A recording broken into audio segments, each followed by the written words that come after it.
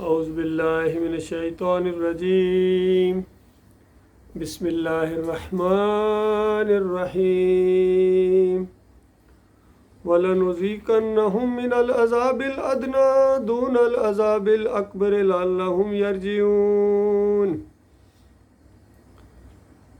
یہ سورہ الف لام میم سجدہ کی ایک آیت ہے۔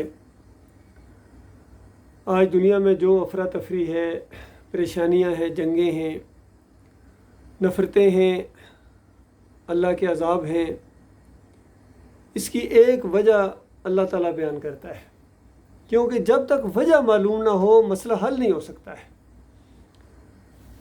وجہ معلوم کرنا بہت ضروری ہے، لیکن افسوس یہ ہے کہ ان سارے معاملات کی وجہ بیان کرنے کی کوئی کوشش ہی نہیں کرتا ہے، اور جو وجہ بیان کرتا ہے اس کی طرف دھیان نہیں دیتے ہیں۔ تو قرآن اس بنیادی مسئلے کی طرف توجہ دلاتا ہے کہ یہ جو ان کے اوپر قوموں کے اوپر عذاب آئے ہیں، چاہے پہلی قوم گزری ہو نوح علیہ السلام کی، چاہے دوسری، یا قوم عاد و سمود ہوں فرعونیوں کے اوپر ہو، یا بعد میں جو قومیں آئی ہیں ان کے اوپر جو اللہ کے عذاب آئے ہیں، اس کی وجہ کیا ہے؟ کہیں مالک فرماتا ہے سورہ روم میں کل سیروا فی الارض فانظروا کیف کان عاقبۃ الذین من قبل کان اکثرهم مشرکین، کہ زمین پر چلو پھرو، مطالعہ کرو، تحقیق کرو، لوگوں سے پوچھو، کھنڈرات کو دیکھو، تم اسی نتیجے پر پہنچو گے کہ ان قوموں کے اوپر اللہ کے عذاب آئے۔ اور مالک فرماتا ہے ان کی جب اکثریت شرک کرنا شروع ہو گئی تھی، اللہ کو چھوڑ کر انہوں نے اور معبود بنائے تھے، پیدا ان کو اللہ نے کیا اور اپنی بندگی کے لیے پیدا کیا، یہاں دنیا میں آنے سے پہلے ایمان کا عہد لیا اور سارے وعدہ کر کے آئے ہیں کہ مالک تیرے علاوہ کوئی معبود نہیں ہے، گواہی دیتے ہیں ہم۔ اسی وعدے کو یاد دلانے کے لیے اللہ تعالیٰ نے انبیاء بھیجے ہیں۔ یہ تذکیر ہے، یہ نصیحت ہے، یہ یاد دہانی ہے، یہ بھولا ہوا سبق ہے جو یاد لایا جا رہا ہے کہ بھول جانے والوں، تم ایک وعدہ کر کے آئے ہو اس زمین پر آنے سے پہلے عالم ارواح کے اندر، اور مالک نے تمہیں اسی وقت کہہ دیا تھا کہ یہ جو عہد و پیمان لیے جا رہے ہیں یہ صرف اس وجہ سے کہ کل قیامت کے دن پورا منصوبہ سامنے رکھ دیا گیا۔ کل قیامت کے دن تم یہ نہ کہنا شروع کر دو کہ شرک تو ہمارے آباء و اجداد نے کیا تھا، اوپر سے ایک چیز چلی آ رہی تھی، اور اس جرم کی وجہ سے جو بڑوں نے کیا تھا ہمیں پکڑ رہے ہو مالک، تو تمہارا یہ عذر بھی ختم کر دیا جا رہا ہے۔ تو دنیا میں یہی کچھ ہوتا رہا، ہمیشہ یہی ہوا ہے، اللہ جانتا ہے۔ الحمدللہ سے لے کر والناس تک اللہ تعالیٰ نے جو واقعات بیان کیے ہیں، پورا قرآن اسی ایک مرکزی نقطے کے گرد گھومتا ہے کہ دنیا والوں، انسانوں، یہ دنیا امتحان کی جگہ ہے، یہ سیرگاہ نہیں ہے، یہ معیار نہیں ہے کون جیتا کون ہار گیا، کون خوش قسمت ہے کون بد نصیب ہے، کون عقل مند ہے کون بیوقوف ہے۔ اس دن پتہ چلے گا، قیامت کے دن پتہ چلے گا کون عقل مند تھا اور کون ڈفر تھا، کون نصیبے والا تھا اور کون بدبخت تھا۔ اس دن جو جہنم کی آگ سے بچایا گیا، فرمایا وَمَنْ زُحْزِحَ عَنِ النَّارِ وَأُدْخِلَ الْجَنَّةَ فَقَدْ فَازَ وَمَا الْحَيَاةُ الدُّنْيَا إِلَّا مَتَاعُ الْغُرُورِ۔ کہ اس دن جو جہنم کی آگ سے بچا لیا گیا، اس کو نامہ مال اس کے دائیں ہاتھ میں دے دیا گیا، اسی طرح خوشی سے اچھلتا ہوا، بغلے میں جاتا ہوا اپنے اہل و عیال کی طرف آئے گا، اپنے دوستوں کو لہراتا ہوا دکھائے گا، دیکھو یہ دیکھو میرا نامہ مال، مجھے یقین تھا کہ میں نے ایک دن اللہ کے سامنے پیش ہونا ہے، پکا یقین تھا مجھے، میں شکوک و شبہات میں نہیں پڑا ہوا تھا، میں نے تیاری شروع کر دی تھی، اور آج دیکھو وہ وقت آ گیا، آج میرا نامہ مال مجھے دے دیا گیا ہے۔ مالک فرماتا ہے خوشی کے اندر اس کے بعد کیا ہے؟ پھر وہ علی شان جنتوں کے اندر، درجات کے اندر کتنے ہوں گے جو جنت الفردوس میں جائیں گے، اور جنت کے اندر بے شمار قسمیں ہیں جنتوں کی، ہزار لاکھوں کروڑوں درجات ہیں، ان کے اندر اپنے اپنے اعمال کے مطابق جائیں گے۔ یقین کریں، آج دنیا میں جو چاہو اپنا جس انداز سے چاہے تو جنت کے اندر اپنا درجہ بلند کر لو، اور چاہے تو دیکھتے رہ جاؤ، یا ایمان کی دعوت اٹھی ہوئی ہے، ایمان خالص، اور آپ اس کی طرف توجہ دینے کی بجائے اب دنیا کے انہی مزوں میں رہو، دھارے کے ساتھ بہتے رہو، دوستیاں ہیں، تعلقات ہیں، رشتہ داریاں ہیں، ماحول ہے، کون ان سے ٹکر لے، کون مصیبتیں برداشت کرے۔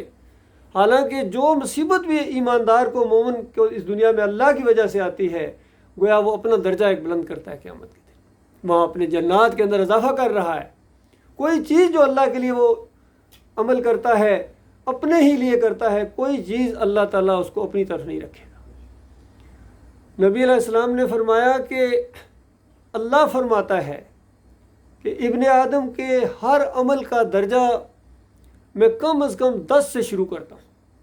دیکھیے کتنا مہربان رب ہے، عمل ایک کیا ہے 10 گنا دیا جا رہا ہے، اور 10 گنا سے تو سٹارٹ ہے، اس کے بعد اس میں جتنا نکھار ہوگا، جتنا خلوص ہوگا، یہ اللہ جانتا ہے کس نے وہ عمل کتنے خلوص کے ساتھ کیا ہے، کتنی جوش کے ساتھ کیا ہے، کتنی زیادہ محبت تھی اس کی اپنے مالک اور خالق کے لیے، اور آخرت کا کتنا شوق تھا، جنت کا کتنا شوق تھا اس کو، جہنم کا کتنا خوف تھا اس کو۔ وہ کیفیت جتنا اس کا گراف بڑھتا جائے گا، فرمایا 700 گنا تک بھی دیا جائے گا۔ بتاؤ دنیا والے کیا دیتے ہیں، کہتے ہیں یہ پرافٹ ہے 5%، 6%۔ مالک فرماتا ہے کم از کم 10 سے شروع ہوتا ہے وہاں سے، اور 700 گنا تک، اور وہاں بھی نہیں، اگر اس سے زیادہ کوئی خلوص ہے تو اس سے آگے بڑھا دے گا مالک۔ اور یہ جو رمضان کے مہینے کے بارے میں فرمایا کہ یہ جو مہینہ ہے، فرمایا اس مہینے کے اندر جو عمل کرتا ہے انسان، اور خاص کر یہ صوم ہے، روزہ رکھتا ہے انسان، فرمایا کوئی دنیا کا پیمانہ اور دنیا کی کوئی گنتی اس کو گن نہیں سکتی ہے۔ غور کیجیے، مالک فرماتا ہے یہ تو اس طرح میرے لیے یہ گویا پورا ٹریننگ پیریڈ ہے اللہ کے ساتھ خلوص پیدا کرنے کے لیے، اللہ کی محبت حاصل کرنے کے لیے، اپنے پچھلے گناہ معاف کرانے کے لیے، اپنے ایمان کو تازہ کرنے کے لیے۔ یہ کیفیت تازہ ہوگی کہ ہر لمحے میرا مالک مجھے دیکھ رہا ہے، ہر لمحے چکرنا ہے، میں ہر لمحے اس کی نگاہ کے اندر، میں جو لفظ بولتا ہوں اس کی ایک حقیقت ہے، یہ نوٹ ہو رہا ہے، اس کا کل نتیجہ نکلے گا، یہ ختم نہیں ہو جاتا ہے، ہوا میں بکھر نہیں جاتا ہے۔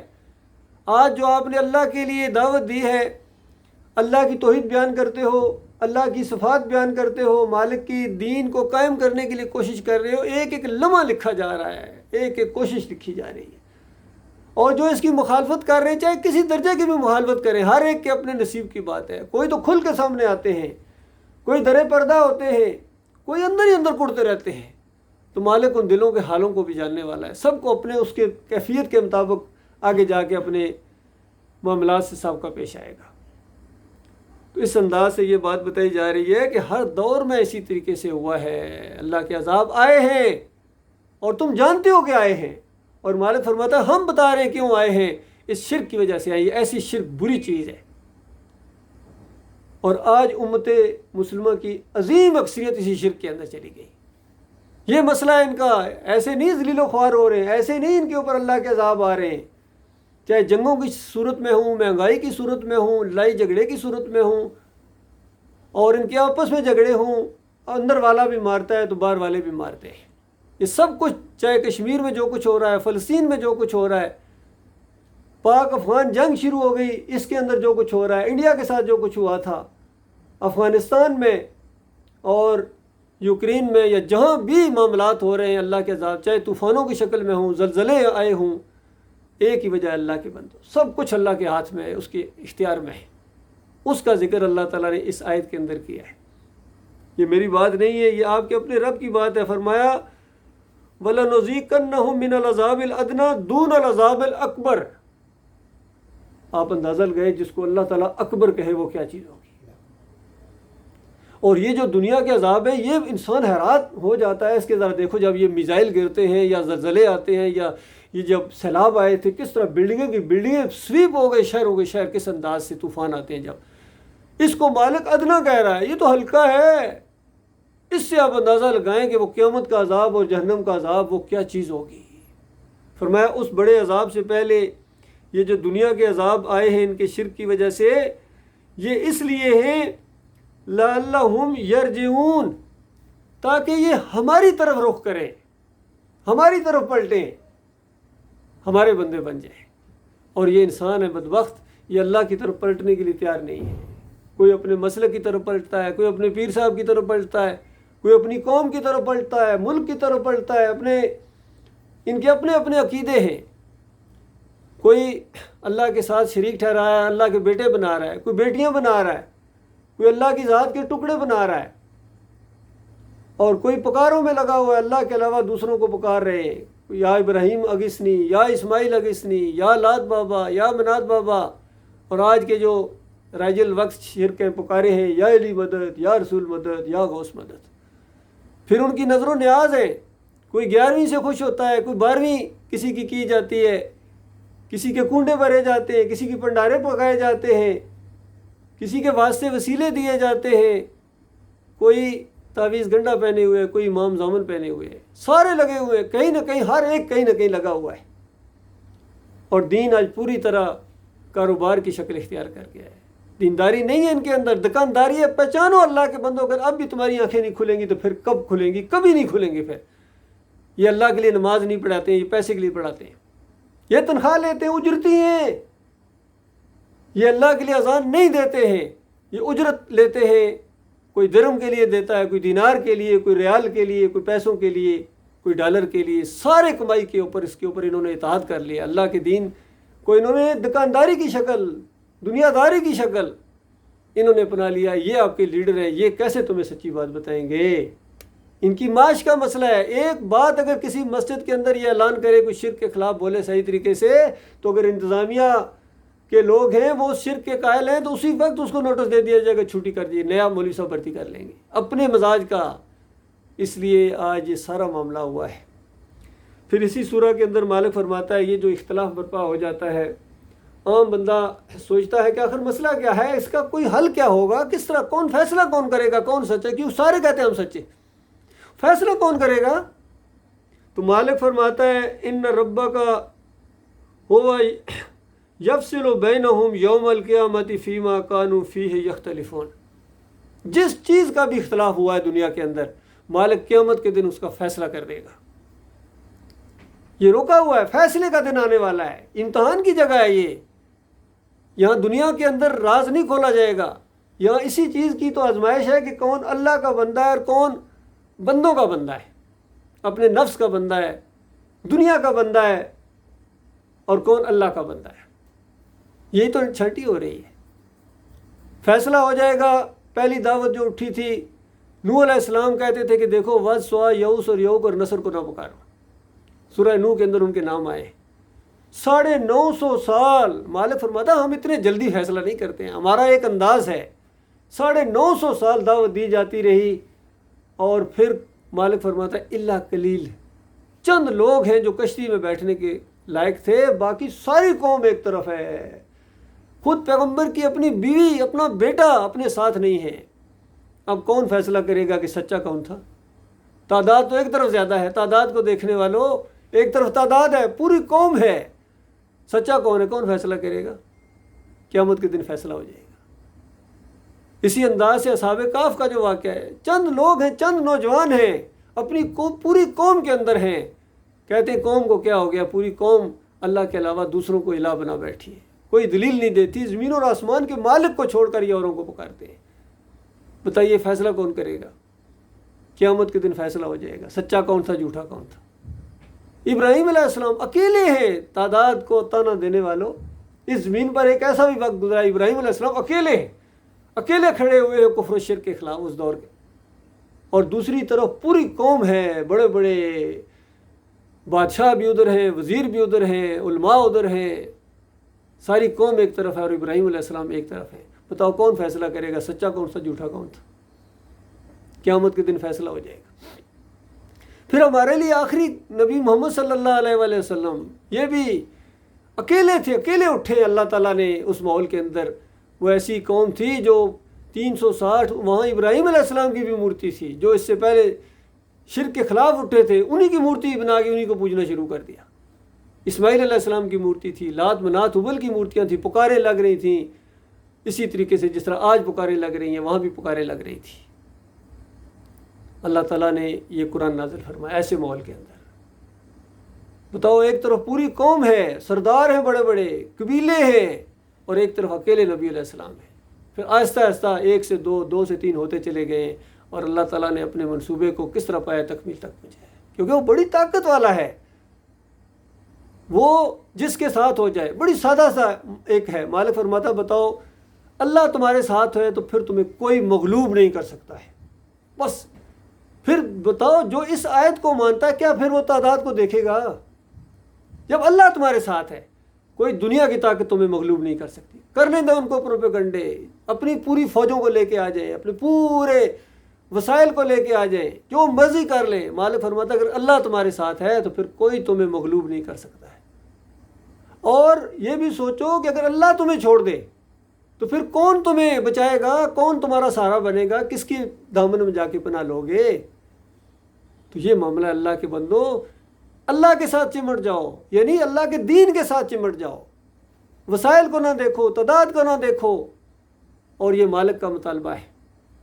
اور اگر تم تعداد کو دیکھو گے، حالات کو دیکھو گے تو اس کے بعد پھر تمہارا اللہ کے ساتھ کوئی تعلق نہیں ہے. پھر تمہارے نہ روزے قبول ہیں، نہ تمہارا حج قبول ہے، نہ عمرہ قبول ہے. کرتے رہو، اپنی طرف سے لگے رہو.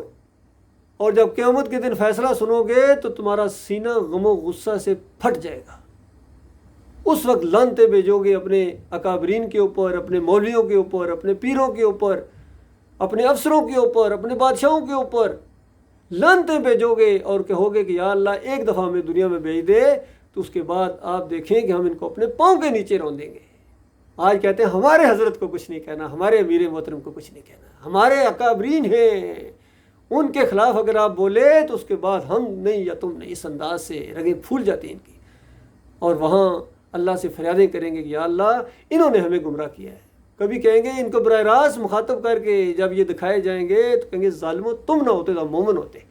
ایمان کی دعوت ہمارے اندر اٹھی تھی، ہمارے اپنے بھائی بتاتے تھے، اللہ کی آیات کو پڑھ پڑھ کے سنایا جاتا تھا، ہمارے کانوں نے یہ بات سنی تھی. لیکن تمہاری وجہ سے، تمہارے بول کی وجہ سے کبھی کہیں گے کہ ہائے کاش میں فلاں کو دوست نہ بناتا. اللہ کے بندو سوچو آج تمہارے دوست کون ہیں، کن کی محفلوں کے اندر جاتے ہو، کہاں اٹھتے بیٹھتے ہو، وہ تمہیں کدھر لے کے جا رہے ہیں. مخلص مومنوں کے ساتھ بیٹھو گے ایمان تازہ ہوگا، اللہ والے بنو گے. اور کافروں اور مشرکوں کے ساتھ بیٹھو گے، دنیا داروں کے ساتھ بیٹھو گے تو اسی طرح کا رنگ چڑھے گا.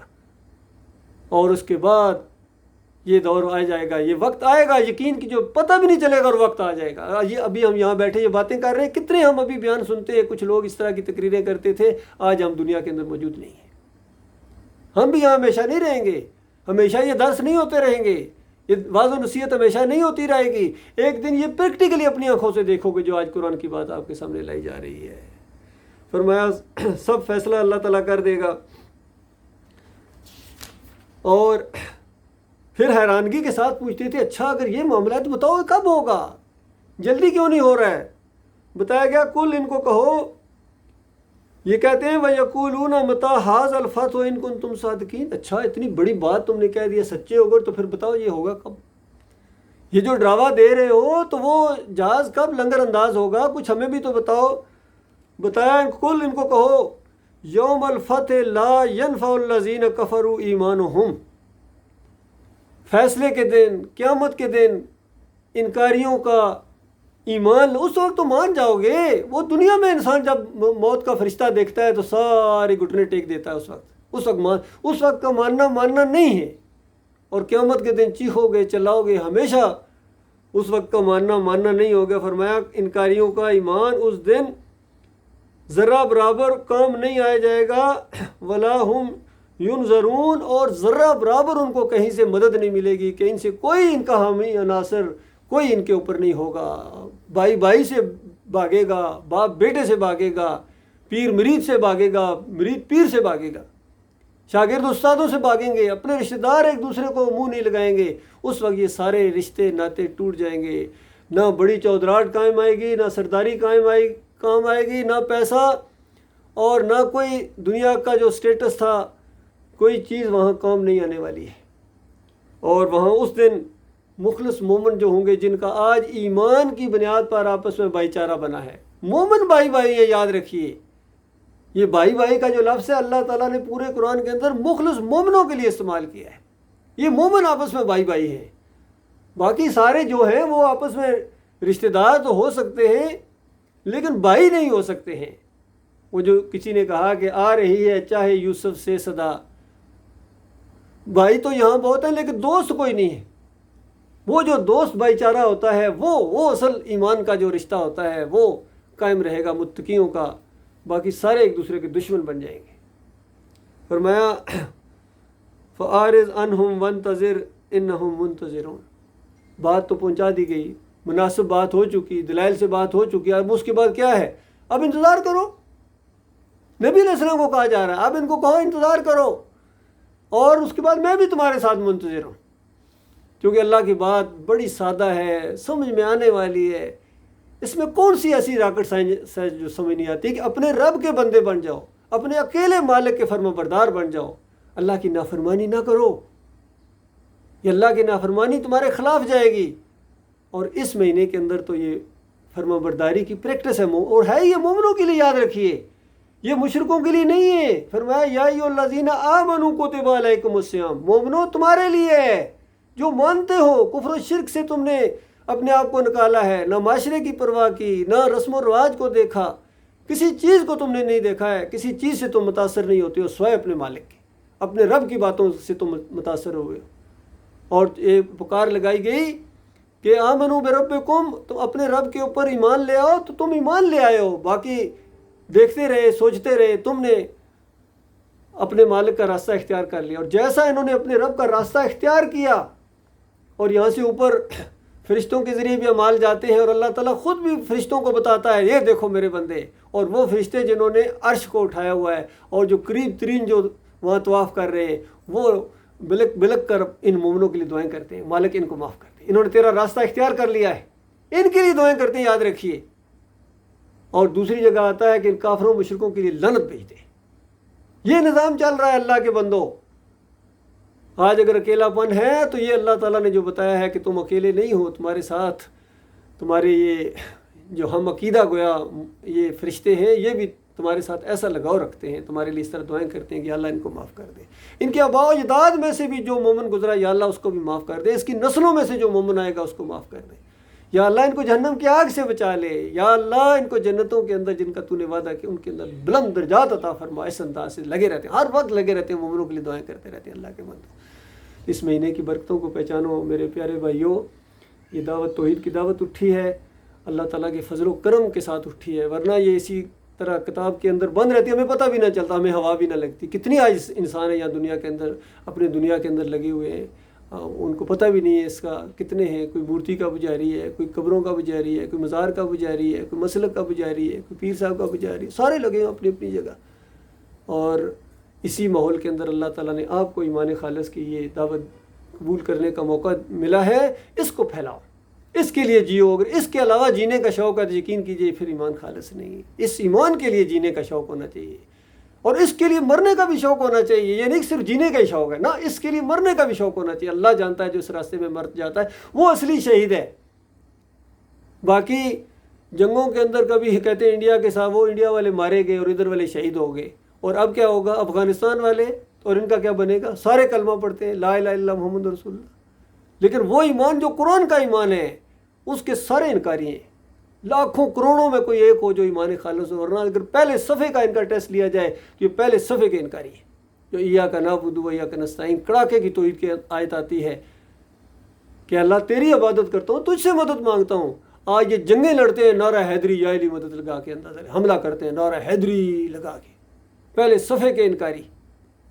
اور ان کے بڑے بڑے علماء جو وہاں دیوبند کے علماء ہیں وہ بھی کہتے ہیں کہ اللہ کے بندوں کو پکارنا یہ اللہ ہی کو پکارنا ہے۔ محمود الحسن صاحب، شبیر احمد عثمانی صاحب، اشرف علی تھانوی صاحب کہتے ہیں کہ اللہ کے بندوں کو رسول کا بندہ کہا جا سکتا ہے۔ بتائیے یہ نبی کے بندے، یہ رسول کے بندے، یہ علی کے بندے، یہ اللہ کے بندے کیسے ہو سکتے ہیں؟ یہ ملک کے بندے، قوم کے بندے، رسم و رواج کے بندے اور پیسے کے بندے، عبد الدینار کہا گیا ان کو۔